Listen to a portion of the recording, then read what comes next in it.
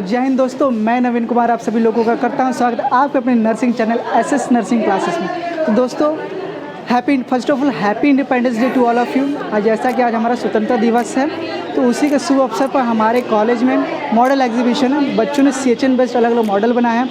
आप लोग यहाँ देख सकते हैं, यहाँ पे एक टेम्पल ट्रीटमेंट प्लांट है, जिससे मेजरली पता लगता है जैसे हमारे जो मंदिर में दूध और उसको हम लोग कैसे प्योरीफाई करके उसको हम अगेन यूटिलाइज़ कर सकते हैं, ये सारी चीज़ें इसमें दिखाया गया। आप लोग देख सकते हैं यहाँ पे ग्रिड चैम्बर है, प्राइमरी क्लेरिफायर है, एरिएशन है। तो इस सबसे होते हुए अलग अलग प्रोसेस होता है। और सेकेंडरी क्लेरिफायर में तो यहाँ भी कुछ क्लोरीनेशन होता है, जिससे क्या होता है बैक्टीरिया मरेगा। इसमें क्लोरीनेशन होगा, फिर उसमें एनालिसिस होता है। जिस एनालिसिस में आप लोग देख सकते हैं कुछ जो हमें वाटर क्वांटिटी स्टैंडर्ड को मेज़र करते हैं कि भाई इसका टर्बिडिटी कितना, कलर क्या हो, टेम्परेचर का ऑर्डर क्या हो सकता है, इसमें क्लोरीन, जिंक, आयरन, ये सब जो मात्रा है मिनरल्स की कितनी होनी चाहिए। उसके बाद फिर हम लोग उसको टैंक में स्टोर करते हैं। और फिर लास्ट में नीचे एक बायोडिग्रेडेबल चैम्बर होता है, ठीक, तो उसमें हम लोग उसको स्टोर कर लेते हैं। और बायोडिग्रेडेबल चैम्बर से क्या होता है, हम उसको रिन्यूएबल रिसोर्स में इस्तेमाल कर सकते हैं। फर्दर हम लोग उसको फार्मिंग में इस्तेमाल कर सकते हैं, ठीक। बेसिकली अभी जो कॉन्सेप्ट है, काफ़ी जो STP का जो कॉन्सेप्ट है हमारे देश में काफ़ी ज़्यादा अभी चल रहा है। और जो है ये जो अभी इस पर वर्किंग भी चल रहा है, और कई हमारे गुजरात में जो अदर स्टेट्स में जो इसको जो है इसको पोर्टेबल वाटर के तौर पे बना के अलग अलग शहरों में डिस्ट्रीब्यूट भी किया जा रहा है। तो आप लोग और भी देख सकते हैं, यहाँ पे और भी सब मॉडल्स है, सब लोगों ने मॉडल बनाया है। तो आप लोग देख सकते हैं यहाँ पे एक और मॉडल है ग्रुप नंबर 13 का। ये काफ़ी अच्छा मॉडल है, ठीक। तो हम लोग यहाँ पे जानेंगे, काजल दी हैं कि मॉडल क्या है, क्या और ये क्या दिखाना चाहती है। तो अभी काजल दी। Good morning to all of you. My name is Kajal Kumari from BSc nursing second year. ये ना CHN का मॉडल है, ठीक है, हम लोग बनाए हैं हाउसिंग एंड किचन।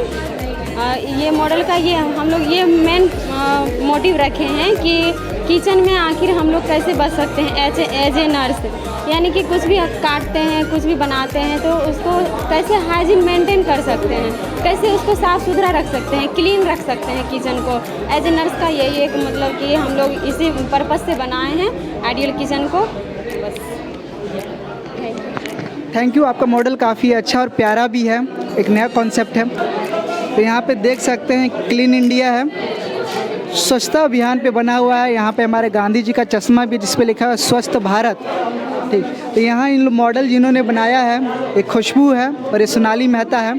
तो ये लोग बताएगा कि क्या मॉडल है, इससे ये लोग क्या संदेश देना चाहते हैं, अपना ग्रुप नंबर भी बताएंगे। Thank you Naveen. सबसे पहले first of all very happy Independence Day to all of you and my audience. So my model name is clean India and so सबसे पहला ये हमारे गांधी जी जो हैं 2 अक्टूबर 2014 में ये हमारा स्वच्छ भारत अभियान लॉन्च किया गया था।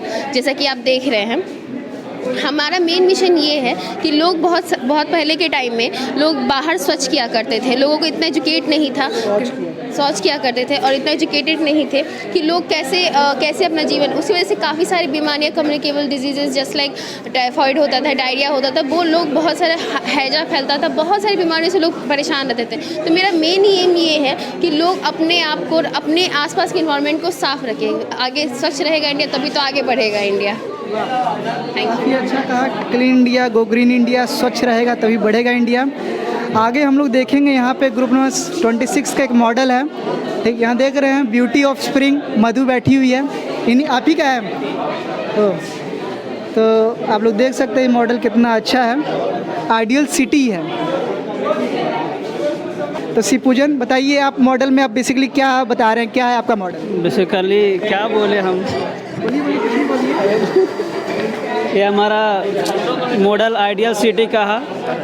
इसमें यूनिवर्सिटी है, हॉस्पिटल है, टेंपल है, देख रहे हैं आप, पुलिस स्टेशन भी है, इधर जू है, पार्क है, and there is national hospital for where the patient go for treatment. यहाँ पे आप लोग देख सकते हैं एन आइडियल विलेज है, काफ़ी अच्छा मॉडल है, ठीक। अब देख सकते हैं विलेज में क्या क्या होना चाहिए, इसमें सबको आपको दिखाया जा रहा है। और यहाँ देखिए मछली भी है, ठीक, देखिए वाह क्या रियलिस्टिक फील दे रही है मछलियाँ। तो यहाँ पे इसके जो मॉडल जिन्होंने बनाया है उनसे हम बात कराएंगे। तो राहुल बताएंगे कि आइडियल विलेज क्या होता है और कैसे हम लोग एक विलेज को आइडियल बना सकते हैं। बेसिकली ये जो मॉडल है वो totally concept of ideal village पे बेस्ड है।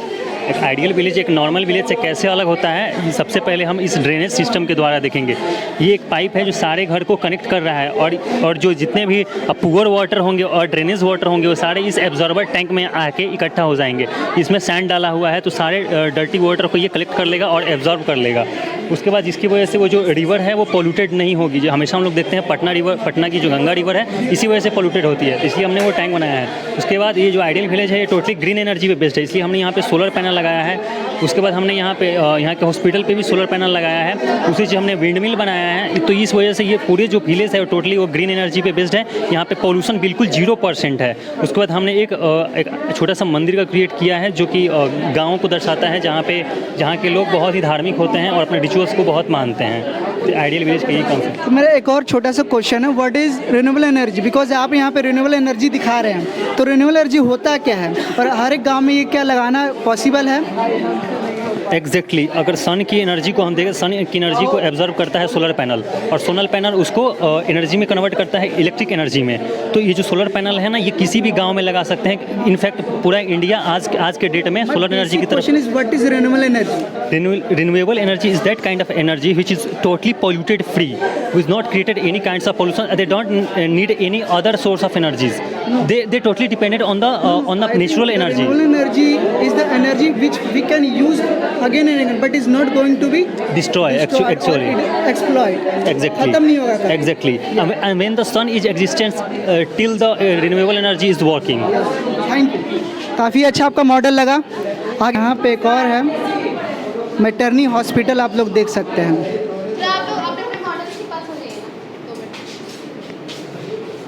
तो ये मॉडल किनका है? आपका है। तो कुछ क्वेश्चंस पूछेंगे, ठीक। तो first of all what is maternity hospital? What do you mean by maternity hospital? इससे आप लोग क्या समझाना चाहते हो, क्या समझते हैं? ये स्त्री विशेषज्ञ रोग है। इसमें स्त्री से रिलेटेड आमतौर पे जितने भी बीमारियां होती है इसमें होती हैं, जैसे प्रेशर साइकिल के रिगार्डिंग, प्रेगनेंसी के रिगार्डिंग और फिर फीमेल रिप्रोडक्टिव ऑर्गन डिसऑर्डर के रिगार्डिंग जितने भी होते हैं इसमें ट्रीटमेंट करती है। आगे हम लोग दूसरा मॉडल देखेंगे, ठीक। तो सामुदायिक स्वास्थ्य केंद्र है, एक कम्युनिटी हेल्थ सेंटर। तो आइए हम लोग देखेंगे, इन लोगों ने मॉडल बनाया है, इन लोगों से नाम पूछेंगे। तो आपका दी नाम क्या है? मीनू सिन्हा। आपका? फ्रूटी कुमारी। कौन कुमारी? फ्रूटी कुमारी। फ्रूटी कुमारी, काफ़ी अच्छा नाम है। श्रेया वर्मा। श्रेया वर्मा। तो जी हम जानना चाहेंगे कम्युनिटी हेल्थ जो सेंटर है इसका एक्चुअली CHN में चाहे हमारी कम्युनिटी में क्या महत्व है? ये CHC सामुदायिक स्वास्थ्य केंद्र कम्युनिटी लेवल पे यानी गांव के लेवल पे ये सबसे बड़ा हॉस्पिटल होता है जहां की सारी सुविधाएं उपलब्ध होती है। यानी स्पेशलिस्ट डॉक्टर्स होते हैं, सर्जरी, ब्लड बैंक, सारी चीज़ें यहाँ, जैसा कि आप हॉस्पिटल में देख भी सकते हो, OT, reception, emergency, labour room, यहाँ देख सकते हो NICU, vaccination room, dialysis, blood bank, सारी सेवाएं यहाँ उपलब्ध होती है। तो कम्युनिटी लेवल पे सबसे बड़ा हॉस्पिटल है जहाँ की पेशेंट ज़्यादा ठीक हो सके। और अगर यहाँ से भी कॉम्प्लिकेशन होती है तो उसे जिला डिस्ट्रिक्ट लेवल पे उसको सदर अस्पताल में ट्रांसफ़र किया जाता है। I have one more common question, like what is the difference between PHC and CHC, like community health nursing और प्राइमरी हेल्थ नर्सिंग? तो दोनों में डिफरेंस क्या होगा? PHC में क्या है कि वहाँ सबके लिए वहाँ भी सेवाएं होती हैं, लेकिन वहाँ स्पेशलिस्ट डॉक्टर्स नहीं होते। जैसे वहाँ आपको गायनी नहीं मिलेंगे, स्पेशलिस्ट पीडियाट्रिशियन, NICU, ये सब स्पेशलिस्ट डॉक्टर्स नहीं मिलेंगे। बट यहाँ आपको स्पेशलिस्ट डॉक्टर्स मिलेंगी। साथ ही वहाँ महिलाओं के लिए नॉर्मल डिलीवरी अवेलेबल होती है, वहाँ सुविधाएँ होती है। बट यहाँ आपको C सेक्शन की सुविधाएँ भी होती है, यहाँ पर C सेक्शन डिलीवरी भी करवाई जाती है। चलिए, थैंक यू। आगे हम लोग अगला मॉडल देखेंगे, ठीक। तो ये जो अगला मॉडल है तो सब सेंटर, तो ये जो मॉडल है ये सब सेंटर है। तो आइए जानेंगे व्हाट इज़ सब सेंटर, क्योंकि इसके बारे में मुझे भी कोई आइडिया नहीं है। तो आगे इनसे पूछते हैं what is sub centre? Sub centre मतलब जो कि ग्रामीण में पाया जाता है, मतलब उप स्वास्थ्य केंद्र के नाम से जाना जाता है। वहाँ पे इसकी मतलब जनसंख्या होती है 5000 तक की। नो तो लाइक सब सेंटर आपने बनाया है और एक होता है पीएससी, दोनों सेम चीज़ है कि अलग अलग चीज़ अलग है? अलग है। कैसे अलग है? What is the difference? Difference ये होता है। ओके, अच्छा तो भैया जी बताएंगे, बताइए। पीएससी जो होता है ये कम्युनिटी लेवल पे जो है एक पहला जो जिसमें पहला बार किसी डॉक्टर से हम लोग मिलते हैं वो पीएससी है। और ये सब सेंटर छोटा बनाया जाता है ताकि गांव में जो रहने वाला है, एक गांव में एक जो गांव होता है छोटा सा गांव, उसमें बनता है, जो कि 5 से 6 हज़ार के पॉपुलेशन पे बनता है। इसमें फर्स्ट टाइम जो एंटीनेटल केयर दिया जाता है, माँ को, बच्चों को टीकाकरण कराया जाता है इसमें, इसलिए इसको बनाया।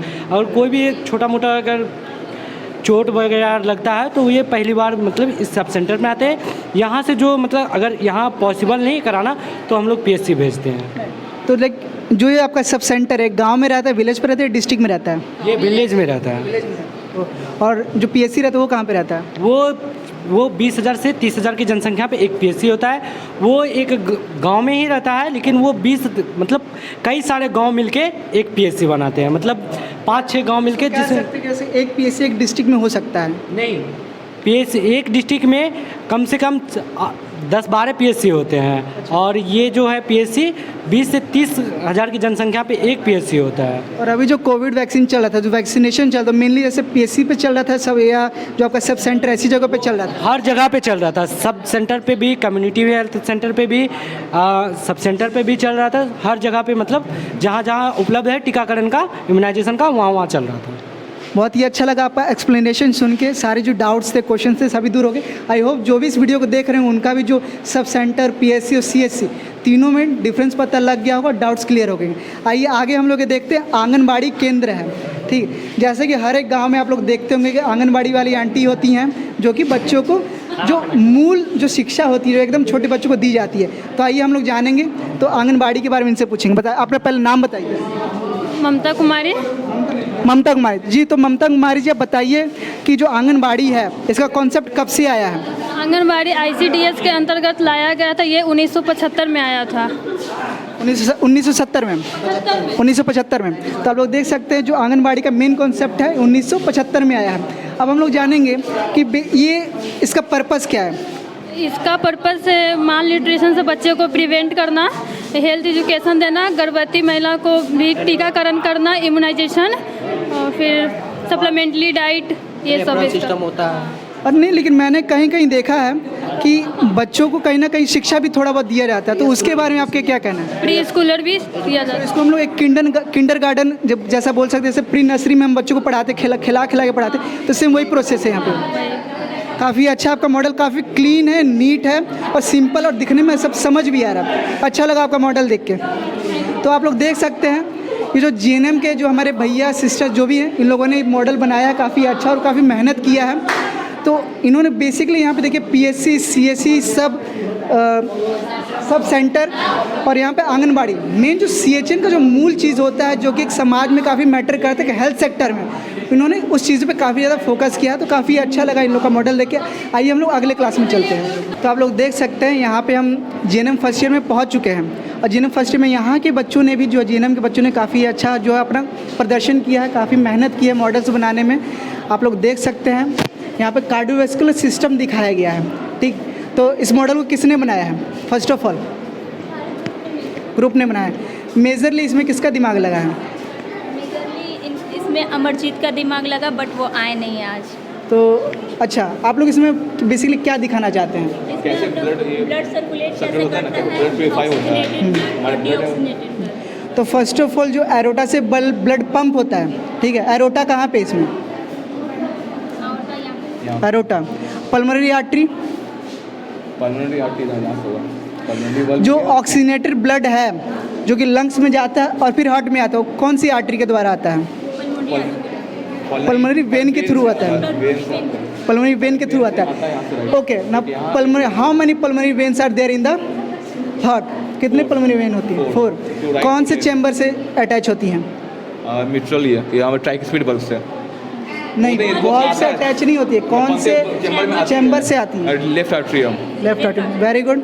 ओके, एक सर्कल, ठीक। अब क्या हो रहा है, तुम्हारा जो लेफ्ट वेंट्रिकल है, ये दोबारा ब्लड को पंप करता है और एरेटा से जाके फिर पूरी बॉडी में सर्कुलेट कर रहा है और फिर आके सुपर वेना कावा और इंफीरियर वेना कावा से तुम्हारे हार्ट में एंटर कर रहा है। तो ये जो दो प्रोसेस हुआ, एक पहले तो लंग्स में गया और फिर एक जो चक्कर लगा कहाँ पे, बॉडी में, तो उसी को हम लोग क्या कहते हैं, डबल सर्कुलेशन प्रोसेस। ये हमारे 9th में भी है, 10th में भी हम लोग को पढ़ना है। आई होप तुम लोग को समझ में आई। जो तुमने लंग्स में दिखाया है ये एक सर्कल हुआ और उसके बाद एक डबल सर्कल, तो ये इसको हम लोग सिस्टमिक सर्कुलेशन के नाम से भी जानते हैं, double circulation plus systemic circulation.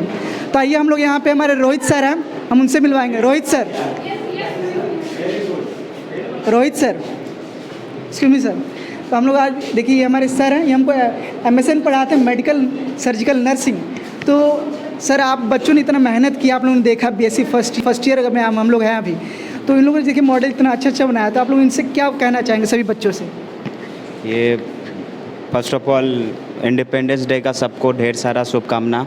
और इंडिपेंडेंस डे के अवसर पे हम लोगों का कॉलेज ने मॉडल एग्जामिनेशन अरेंज किया और सभी बच्चों ने काफ़ी अच्छा मॉडल प्रिपेयर किया है, जिसके थ्रू बच्चों में एक नया उत्साह डेवलप होगा ताकि वो चीज़ों को प्रैक्टिकली समझें, क्योंकि किताबी भाषा या फिर प्रैक्टिकल चीज़ अलग होती है। फिर जब बच्चे मॉडल प्रिपेयर करते हैं, they get a chance to learn about the theoretical as well as practical concept. तो ये बहुत अच्छा इनिशिएटिव है और मैं आगे डिफरेंट कॉलेज से भी रिक्वेस्ट करूँगा कि इस तरीके का मॉडल एग्जामिनेशन, मॉडल कंपटीशन को ज़्यादा से ज़्यादा प्रमोट करें। अभी हम लोग फ़िलहाल अपने कॉलेज लेवल पे ऑर्गेनाइज़ कर रहे हैं, धीरे धीरे हम inter college level like different colleges के बच्चों आएंगे, आपके मॉडल्स को देखेंगे, आपसे क्वेश्चन करेंगे, आपसे बहुत सारी चीज़ें सीख के जाएंगे।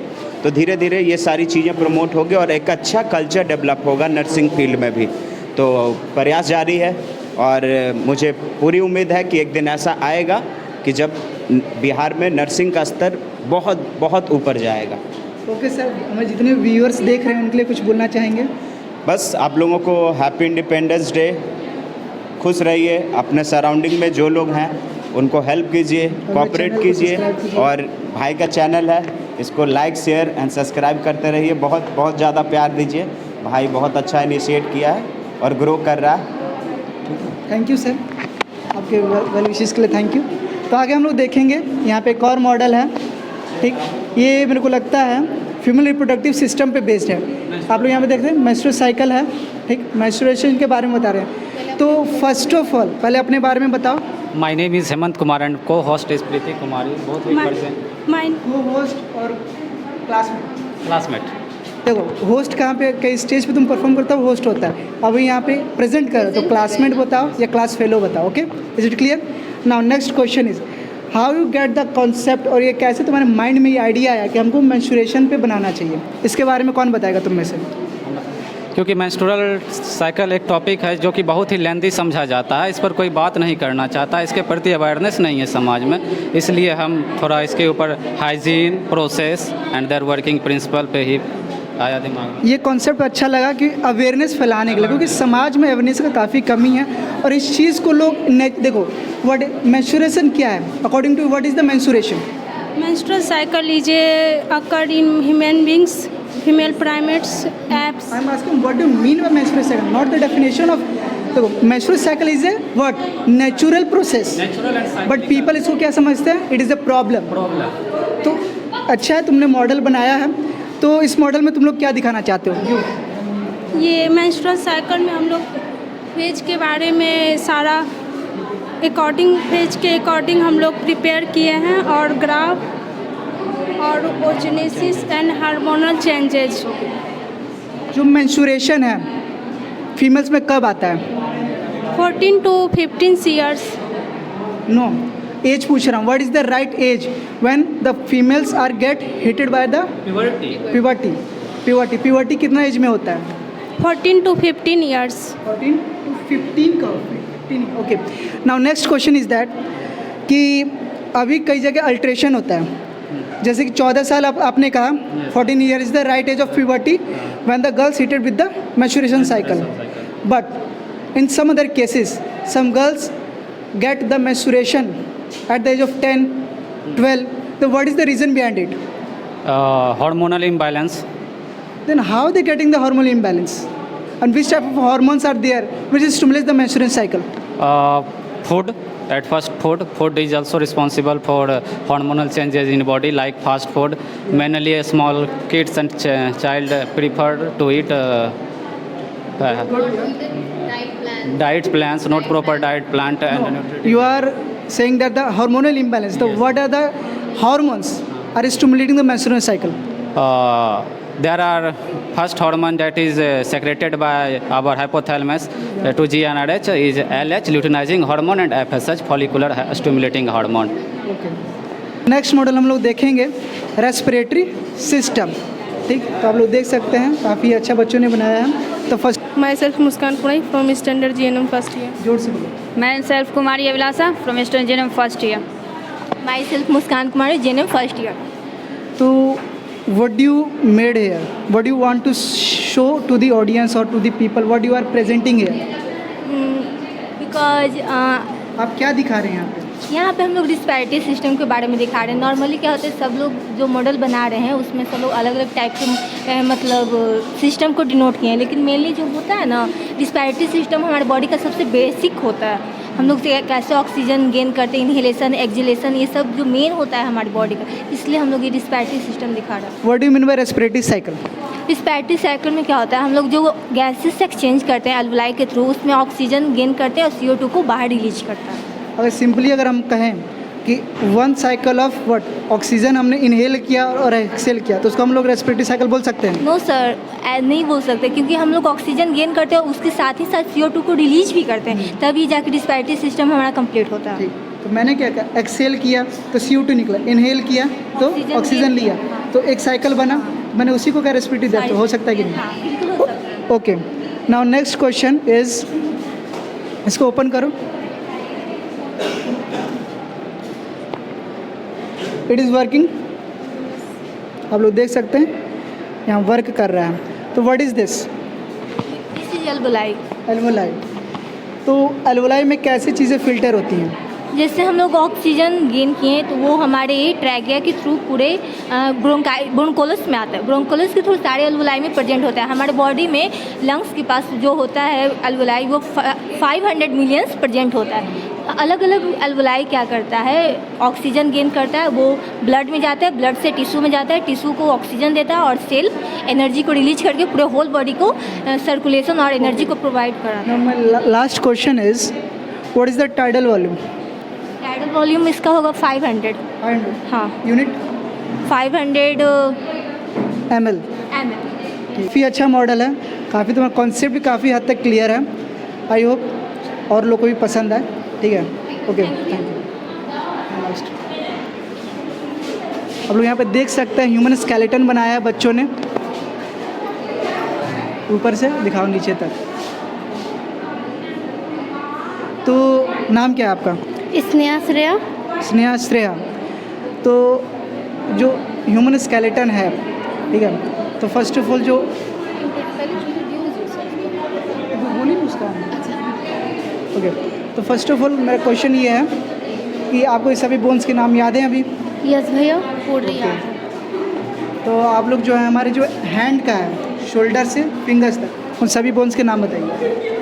ये हो गया, ह्यूमर हो गया, रेडियो अल्नर हो गया, ये कार्पल हो गया, मेटा कार्पल हो गए और ये फ्लैंगिस हो गई है।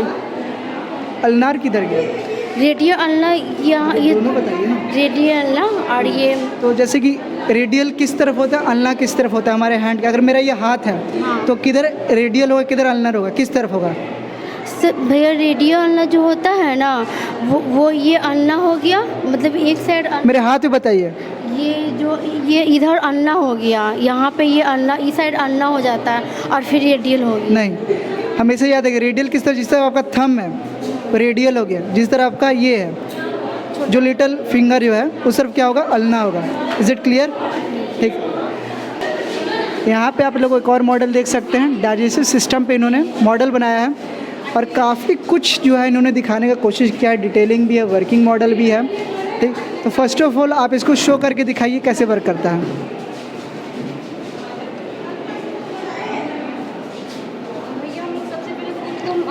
भैया हम लोग सबसे पहले फूड को माउथ में लेते हैं और उसके बाद फिर हम लोग फैरिंग्स में हमारा फूड फैरिंग्स में जाता है। फूड फैरिंग्स के जाने के बाद हमारे ऑसोफेगस में जाता है। ऑसोफेगस में जाने के बाद हमारे स्टमक में जाता है फूड। और स्टमक में जाने के बाद ड्यूडेनम में जाता है, स्मॉल इंटेस्टाइन के ड्यूडेनम, जेजनम, इलियम, ये सब में जाता है। उसके बाद फिर ये लार्ज इंटेस्टाइन में जाता है भैया। और लार्ज इंटेस्टाइन के जाने के बाद रेक्टम में स्टोर होता है और उसके बाद एनएस के थ्रू बाहर स्क्रिट हो जाता है। Very good. ओके, तो मेनली अब डाइजेस्टिव सिस्टम पे आपका फोकस है ना? तो जो डाइजेस्टिव सिस्टम है इसमें जो मेजर पार्ट जो है स्टमक का है, ठीक? तो स्टमक में 2 स्पिंचर होते हैं, नाम याद है आपको? पहले तो यहाँ पर कार्डियक स्पिंचर होता है और यहाँ पर पाइलोरस स्पिंचर होता है। Very good. आपको इसके कितने लेयर होते हैं? हार्ट के कितने लेयर है? How many layer of stomach? Stomach के 4 लेयर होते हैं। पहले सेडोसा होता है, उसके बाद फिर मस्कुलैरिस लेयर होता है, उसके सब म्यूकोसल लेयर होता है, उसके बाद म्यूकोसल लेयर, सबसे इनर पार्ट लेयर होता है म्यूकोसल लेयर। Very good. तो इसमें एक एसिड सिक्रीट होता है, what is the name of that acid? HCl। What is the full form of HCl? Hydrochloric acid. तो अब हम लोग पहुंच चुके हैं BSc फर्स्ट ईयर का जो मॉडल प्रिपरेशन है। आप लोग देख सकते हैं यहाँ पे इन सब ने मॉडल बनाया हुआ है, ठीक? यस, एक्चुअली ये मेरे जूनियर्स हैं, ठीक? उन्होंने काफ़ी मेहनत किया है, तो काफ़ी इनोवेशन वगैरह है, डिफरेंट टाइप ऑफ पोजीशंस है, ठीक? यहाँ पे आप लोग देख सकते हैं पल्स साइट्स वगैरह भी है और वहाँ पे हैंड वॉशिंग है। और भी मॉडल से हम लोग आपको पास से दिखाएंगे। तो फर्स्ट ऑफ ऑल जो हमारे सबसे पास में मॉडल है उस पर देखेंगे, जिसमें हम लोग पोजीशंस के बारे में जानेंगे, डिफरेंट टाइप ऑफ पोजीशन। तो फर्स्ट ऑफ ऑल अपना सब नाम बताओ। मेरा नाम मोहम्मद इमरान आलम है। मुरारी कुमार शाह। ठीक है, तो मुरारी कुमार शाह, हम आपसे जानना चाहेंगे लिथोटॉमी पोजीशन के बारे में। लिथोटॉमी भैया उस पोजीशन में चाइल्ड बर्थ के केस में लिथोटॉमी पोजीशन देते हैं। और क्या कहते हैं रेक्टल एग्जामिनेशन या फिर ऑपरेशन के समय में लिथोटॉमी पोजीशन देते हैं, या फिर गायनेकोलॉजी अपना जो इसमें से जो भी है सुपाइन पोजीशन कौन सा है? सुपाइन पोजीशन ये है। प्रोन पोजीशन ये है। ओके। जो आपका ये फ्लोरस पोजीशन है ये क्या है? फॉलोअर्स पोजीशन जो है ये मतलब इसमें हेड हमारे एलिवेटेड हो जाए 40 से 45 टू 60 डिग्री पे। और ये कैसे पेशेंट को हम लोग देंगे? कार्डियक पेशेंट को इसमें दिया जाता है। चलो, थैंक यू। आप लोग मॉडल देख सकते हैं, काफ़ी अच्छा है। Sims position, followers position, lithotomy position, वहाँ लेटर पोजीशन है, काफ़ी सारे पोजीशन। आइए हम लोग नेक्स्ट मॉडल पर चलते हैं। तो ये जो मॉडल है हीमोडायलिसिस है। तो बेसिकली आपको कॉन्सेप्ट दिमाग में सबसे पहले किसकी आया है हीमोडायलिसिस पे बनाने का? जैसे कि हम लोग ग्रुप मेंबर शिखर आसिन है, उन्होंने बताया था कि हम लोग सारे मॉडल जो था वो बुक हो चुके थे, तो हम लोग सोचा डायलिसिस पे कुछ बनाया जाता है। डायलिसिस हम लोग ऊपर एक स्टाफ ने एक मॉडल देखा, तो उसके रिलेटेड हम लोगों ने एक मॉडल स्टार्ट किया। तो उसके वजह से हम लोग बताया जाता है कि हेमोडायलिसिस जो होता है हम लोग का एक 2 तरह का डायलिसिस बताया जाता है, एक पेरिटोनियल, एक हेमोडायलिसिस। तो हम लोगों ने सोचा कि हेमोडायलिसिस को रिप्रेजेंट किया जाता है।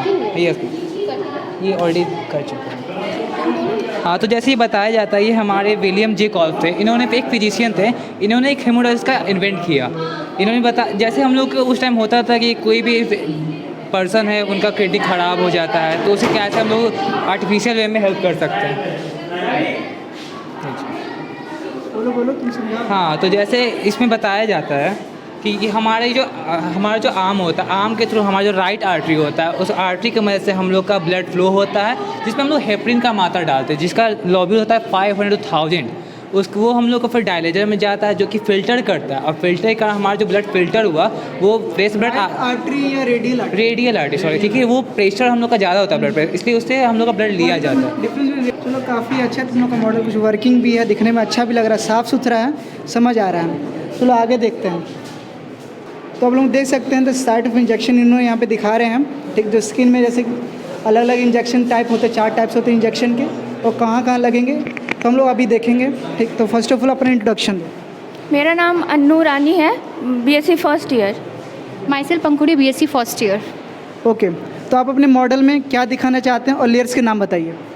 हमारे स्किन में 4 लेयर होते हैं। सबसे पहले वाले लेयर को बोलते हैं एपिडर्मिस, फिर आता है डर्मिस, फिर सबक्यूटेनियस और सबसे लास्ट मसल लेयर। और इसमें हम ये दिखाना चाहते हैं कि जैसे इंजेक्शन को कौन से एंगल पे देते हैं, कौन से लेयर में देना है, तो किस एंगल पे इंजेक्शन लगेगा, वो इसमें दिखाने का हम लोग ट्राई किए हैं। और ये थोड़ा जैसे ये इनविजिबल था, नहीं दिख पा रहा था, तो इसलिए ये हम लोग बनाए ताकि यहाँ से दिख पाए कि हम लोग डरमिन्स में जैसे इंजेक्शन देंगे तो ये यहाँ पे जाएगा, ये पूरा इसमें। Very good. Now my next question is that like IM है, इंट्रामस्कुलर आप दे रहे हो 90 डिग्री पे दे रहे हो, ठीक। तो मेनली ये सबसे, इसका मतलब क्या होगा, सबसे डीप मसल्स में जाएगा, ठीक। हम लोग IM क्यों देते हैं, IM और IV में फ़र्क क्या है? IV जो है वो मसल लेयर के मतलब जो स्किन के सेकेंड लेयर में लगता है, जहाँ पे वेन वगैरह प्रेजेंट होता है, वो वेन में देते हैं। स्किन का मैं बात ही ना, IV जो मेनली है वेन्स में पड़ता है, simple is that. IV intravenous जो कि वेन में पड़ रहा है, IM इंट्रामस्कुलर जो कि सीधा मसल्स में पड़ रहा है। कॉन्सेप्ट इज़ क्लियर, सीधा कॉन्सेप्ट है। आगे मुझे ये बताओ, हम लोग जो इंट्रामस्कुलर जो इंजेक्शन दे रहे हैं, ठीक है, जो एकदम मसल्स में जा रहा है, अगर उसका प्रोसीजर पूछे, लाइक हम जो पुल करते हैं, हम पुल क्यों करते हैं? क्या पुल? जैसे IM तुमने इंजेक्शन दिया तो देते टाइम जैसे तुमने इसको इंसर्ट किया ऐसे, ठीक, और उसका फिर हम इसको थोड़ा सा पुल करते हैं। वो पुल हम लोग क्यों करते हैं? प्रोसीजर नहीं पढ़ा अभी? सही साइड हमें ये पता चल सके कि हमने सही साइड पे लगाया है या नहीं। नहीं, देखो कॉन्सेप्ट क्या है, हम IM देते हैं तो हम इसको पुल क्यों करते हैं? पुल इसलिए करते हैं, फर्स्ट ऑफ ऑल इसे कंफर्म कर, जैसे तुमने पुल किया तो इसके अंदर अगर ब्लड आ गया तो इसका मतलब क्या है, ये हाँ किसी वेन्स में या किसी आर्टरी में लग गया है। तो तुम जो IV अगर जो IM है IV में दोगी तो पेशेंट के साथ पैरालिसिस जैसे कंडीशन भी अकर हो सकता है। नेक्स्ट, अगर ये तुम खींच रही हो, इसको पुल कर रही हो, ये क्या है, ये इसको क्या कहते हैं? पिस्टन। इसको पिस्टन कहते हैं। अगर तुम इसको पिस्टन को पुल कर रही हो लेकिन फिर भी अगर नहीं खींचो, तुम पुल नहीं हो रहा है, इसका मतलब क्या है, कहीं ना कहीं जाके बोन्स में लग गया है, ठीक। तो इसलिए हम लोग पुल कर, अगर थोड़ा सा पुल किया, कोई ब्लड कोई कुछ नहीं है, तो इजीली तुम पुश करो, कोई साइड इफेक्ट नहीं होगा। आगे समझो। तो हम लोग देखेंगे अब यहाँ पे पल्स साइट है, अलग अलग पल्स है, आप लोग देख सकते हैं जो रेड कलर के जो डॉटेड हैं ये अलग अलग पल्स साइट को शो कर रहा है। तो ये हम लोग फर्स्ट ऑफ ऑल जानेंगे पल्स साइट क्या होता है और हम लोग इसका मेनली हम लोग क्या पर्पस में लेते हैं। अगर किसी भी तरह का हम लोग अगर डिटर्मिनेशन कर रहे हैं, कुछ जांच कर रहे हैं, डायग्नोस कर रहे हैं, तो उसमें क्या पर्पस है? सबसे पहले पल्स। फर्स्ट ऑफ ऑल अपना introduction. My name is Preeti Kumari. My name is Sakshi Bharti, BSc Nursing first year, and our topic is pulse sites. First of all, pulse site is defined as the number of heartbeats per minute, and the purpose of pulse site is to find the rate, rhythm, volume of the heart. Okay. So what is the most common pulse site in our body? Radial, brachial, and carotid. Very good. Carotid कहाँ पे होता है? अपने शरीर पे बताओ। Neck. Okay. Radial, अगर मेरे हाथ का बात करें तो रेडियल आर्टरी किस तरफ है? Radial artery is here. Radial bone की तरफ, रेडियल आर्टरी रेडियल बोन की तरफ, तो ये अंगूठे की तरफ होता है। ओके, अंगूठे जिस थंब जो है हमारा उस तरफ रेडियल आर्टरी होता है, और इस तरफ क्या होगा? अल्नर आर्टरी होगा, इस तरफ अल्नर बोन की तरफ, ठीक है। Is it clear? चलो, काफ़ी अच्छा मॉडल, सिंपल है, दिखने में समझ भी आ रहा है। ओके, हार्ट के पास कौन सा ये पल्स है? एपिकल। वेरी गुड, ठीक है, थैंक यू, फिर मिलते हैं। चलो, हम लोग अभी BSc थर्ड ईयर में हैं और यहाँ पे थर्ड ईयर के जितने भी सीनियर्स हैं हमारे, उन्होंने भी काफ़ी मेहनत किया, मॉडल बनाया है, देख सकते हैं ये मॉडल है। आइए हम लोग जानेंगे कि मॉडल क्या है और इसमें ये लोग क्या दिखाना चाहते हैं। तो फर्स्ट ऑफ ऑल आप अपना इंट्रोडक्शन दीजिए। मेरा नाम संध्या है और हम BSc नर्सिंग थर्ड ईयर से है, और ये जो मॉडल है ये ब्रेस्ट फीडिंग पर बेस्ड है। तो जो मेरा मॉडल है इसको मेनली हम लोग 5 पार्ट्स में डिवाइड किए हैं। हम लोग फर्स्ट पार्ट में ब्रेस्ट फीडिंग मदर का जो डाइट होता है वो दिखा रहे हैं। सेकंड पार्ट में जो हम लोग का स्टिमुलेशन ऑफ लैक्टेशन होता है उसको दिखा रहे हैं। थर्ड पार्ट में ह्यूमन ब्रेस्ट को हम लोग एक्सप्लेन कर रहे हैं। फोर्थ में टाइप्स ऑफ ब्रेस्ट मिल्क, और फिफ्थ में हम लोग पोजिशनिंग बता रहे हैं कि फर्स्ट ऑफ ऑल मैम, ये जो है अपने ब्रेस्ट फीडिंग पे आप दिखा रहे हैं, तो मेनली क्या ब्रेस्ट फीडिंग का पर्पस क्या है यहाँ पे दिखाने का? मेनली बस पर्पस इतना है कि हम लोग नॉलेज प्रोवाइड कर सकें और बता सकें हम लोग कि उनको कौन सा डाइट खाना चाहिए, कौन सा डाइट अवॉइड करना चाहिए। क्योंकि कभी कभी लैक ऑफ नॉलेज के कारण क्या होता है कि जो अवॉइड करना है उसको भी लोग इनटेक कर लेते हैं और फिर वो बाद में कॉम्प्लिकेशंस शो कर देते हैं, इसी के लिए। हेलो एवरीवन, मैं सेल्फ खुशू सोनी। सो ये हमारे सीनियर हैं। सो सबसे पहले भैया आप अपने बारे में कुछ बताइए और अपने मॉडल्स के बारे में। My self Madhukunj, I am from BSc nursing third year. Basically हमारा मॉडल है कंजनाइटल सेप्टल डिफेक्ट। तो इसमें हम मॉडल में प्रेजेंट कर रहे हैं यहाँ पे फीटल सर्कुलेशन, और यहाँ पे एक मॉडल है हमारा जो सेप्टल डिफेक्ट प्रेजेंट कर रहा है। फीटल सर्कुलेशन हम लोग इसलिए डिफाइन कर रहे हैं या फिर प्रेजेंट कर रहे हैं ताकि हम क्लियर तरीके से अपना सेप्टल डिफेक्ट जो हमारा मेन टॉपिक है उसको एक्सप्लेन कर सकें।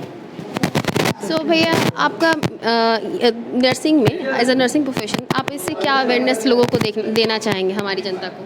बेसिकली क्या होता है ना, बहुत लोगों को इसके बारे में अवेयरनेस नहीं होता है, बहुत लोगों को पता नहीं होता है इस डिजीज़ रिलेटेड, बहुत लोगों को मिसकंसेप्शन भी होते हैं। तो उसको प्रेजेंट करने के लिए हम लोग इस तरह का मॉडल क्रिएट करें ताकि लोग बहुत आसान तरीके में समझ पाए।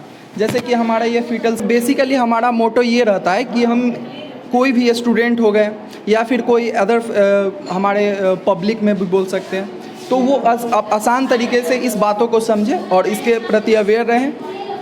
तो आपको मॉडल बनाकर इतना हर चीज़ को करके आपको कैसा फील हो रहा है? वैसे अवेयरनेस करके हमेशा अच्छा ही लगता है। अवेयर होने से आदमी को बहुत सारे फ़ायदे होते हैं, वो प्रिकॉशंस ले सकते हैं, वो भी अदर पीपल को अवेयरनेस फैला सकते हैं, तो बहुत अच्छा लगता है। ठीक है, थैंक यू भैया। Thank you so much. Hope आप लोग को ये मॉडल जो एग्जीबिशन था हम लोग कॉलेज में काफ़ी अच्छा लगा होगा और आप लोगों ने काफ़ी कुछ सीखा होगा, जाना होगा। अलग अलग CHN के टॉपिक्स आपको देखने को पड़ेगा, आपको डिफरेंस पता लगा होगा, PSC क्या है, सब सेंटर क्या है, CSC क्या है, ठीक। डिसीज़ कंडीशन भी देखने को मिला आप लोगों को, डाइजेस्टिव सिस्टम, चाहे रेस्पिरेटरी सिस्टम, सर्कुलेटरी सिस्टम, ये सब भी आप लोगों ने देखा। तो आई होप आप लोग को काफ़ी अच्छा लगा होगा। तो ऐसी और नर्सिंग रिलेटेड वीडियोज़ के लिए आप हमारे चैनल को लाइक करें, सब्सक्राइब करें और अपने दोस्तों में शेयर करें। तब तक आप जहाँ कभी रहें स्वस्थ रहें, सुखी रहें और सुरक्षित रहें। जय हिंद, जय भारत।